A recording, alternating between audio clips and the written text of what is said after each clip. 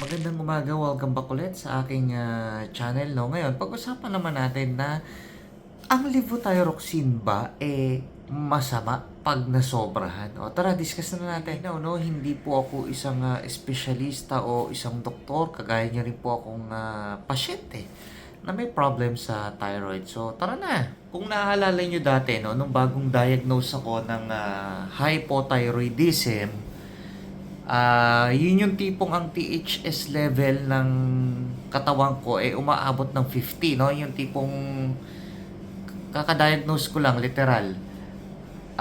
Umaabot ang levothyroxine ko nga pala noon, Lunes hanggang Biyernes, naka 100 mcg ako. Pero pagdating ng Sabado-Linggo, ang tinitake kong levothyroxine nasa 200. 200 ng Sabado, 200 ng Linggo. Okay, so ganun yung management ni doctor sa akin nung una, no? Tapos sabi niya sa akin, o sige, ganito. Titingnan ulit natin kung ano ang level ng TSH mo after a month. Ganun pa nung una eh. Okay? Nung nakikita ni doc na nag-improve, o sige, ituloy mo lang yan. Tapos sa susunod na buwan, balik ka ulit. Dalhin mo ulit yung result ng ano mo, no? Ng TSH. Ayun, doon na si Doc nag-start na bawasan. Yung Sabado ko, ginawa na lang din niyang 100. Yung Linggo ko naman, ginawa niyang 200 pa din.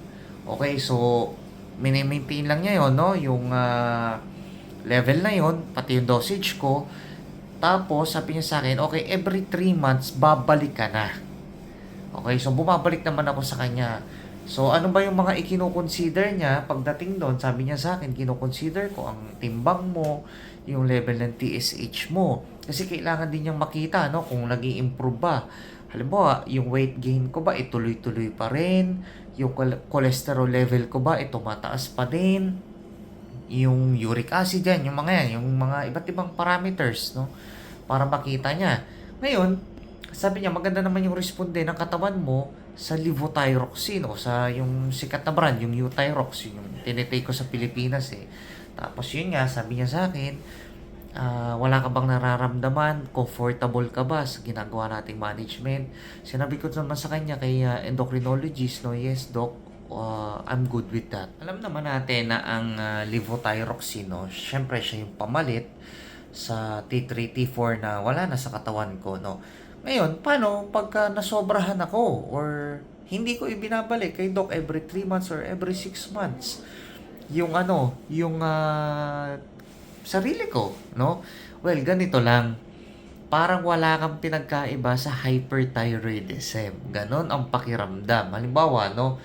Hindi ko ibinalik kay doc kasi pakiramdam ko okay na ako, tinatamad na akong bumalik, ayoko nang gumastos. Well, hindi siya maganda, no? Halimbawa, naka 200 pa rin ako tuwing Sabado-Linggo. Syempre, andyan yung makakaranas na naman ako ng tremors, ng kabog ng dibdib o ng palpitation. Makakaranas ako na naman yan.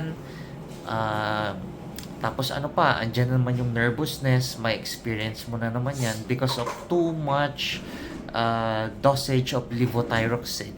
Okay, so hindi rin siya maganda. Sa kagaya kong hypothyroid na at wala ng thyroid, no? Kahit sabihin mong sumobra ako sa levothyroxine, ito yung maling akala nyo eh. Hindi na po babalik yung pagiging hyperthyroid ko, no? Ang kailangan lang gawin doon ni doctor, halimbawa, no, hindi ko ibinalik kay doctor for 1 year or 6 months.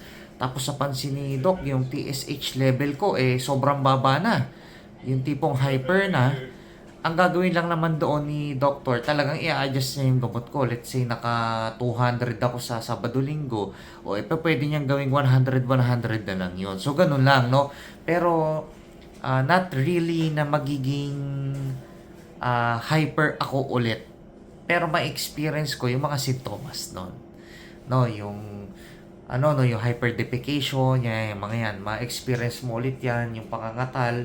Marami akong kilala ng ganyan na na-interview at nakasama sa forum regarding sa nasobrahan sa levothyroxine dahil hindi na nila ibinabalik or ayaw nilang ibalik. Well, I respect their opinion or decision kung ayaw nilang ibalik. Well, hindi naman natin sila gina-judge no, kung ano yung reason nila.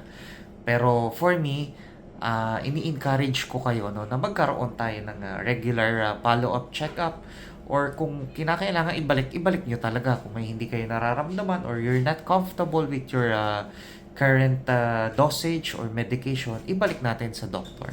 Okay? Tapos, once na i-correct naman ni doctor yun, o syempre, mag-a-adjust din yung body natin. But for me, sinasabi ko nga sa inyo, napaka-crucial din naman talaga ng check-up, no? Kasi kailangan makita ni doctor. Tulad ko ngayon, Monday hanggang Linggo, naka 100 mcg ako. Well, in the future, kung sasabihin sa akin ni doc, yung Sunday mo gagawin ko na lang 75 mcg or 50 mcg, well, ganun talaga, no? Kasi sa blood chem or blood test lang makikita yung TSH level naman natin talaga, no? Wala namang ibang way para makita yung level ng TSH, no? So if I were you, ibalik natin ng maayos, no? Kasi imagine, hypo ka na, ang ganda na ng pakiramdam mo, nasobrahan ka sa levothyroxine, tapos ang pakiramdam mo, hyper ka na naman, andyan na naman yung pawisin ka, yung para ka na namang inaatake ng nervyos, no? Magugutuming ka na naman, yung buhok mo ano yun, brittle na naman, no? So, syempre, alam naman natin kung anong pakiramdam ng hyperthyroidism, no? I hate that. Hindi ko makakalimutan yung feeling ng hyperthyroidism at ayaw ko nang maramdaman yan. Basta inumin lang ng ng maayos yung levothyroxine. Kung iniinom mo siya ng tuwing alas 5 ng umaga o kaya alas 6 ng umaga, everyday ganun na lang ang gawin, ha. Wag na nating palit-palitan, tapos hangga't maaari sundin natin yung doktor natin na pag sinabi niyang 30 minutes bago mag-almusal o isang oras, yun na lang yung sundin natin. Wala namang mawawala doon kasi tingnan mo naman ako, hindi ko naman sa inaangat yung bangko ko, no? Awa ng Diyos, okay naman ako, nakakapagtrabaho ko ng maayos, nakakapag-function ako ng maayos, nakakapag-gym ako. No, ganun lang.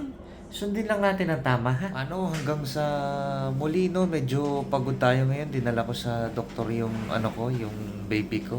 So, thank you everyone and God bless.